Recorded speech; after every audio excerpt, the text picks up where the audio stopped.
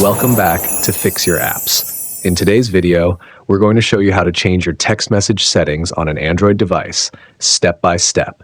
It's a quick and easy process, so let's get started. And if you find this helpful, don't forget to subscribe to our channel for more tech tips.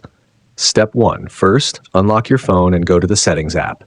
This is where you'll find all the options to customize your device. Step 2. Next, scroll down a bit until you find the Apps section. Tap on it to open the settings related to all your installed apps. Step 3. Once you're in the Apps menu, look for an option that says Choose Default Apps. Tap on it to proceed to the next step. Step 4. Now, find and tap on the SMS app or Messages option. This is where you can change your default messaging app. Step 5. You'll now see a list of all the messaging apps installed on your phone.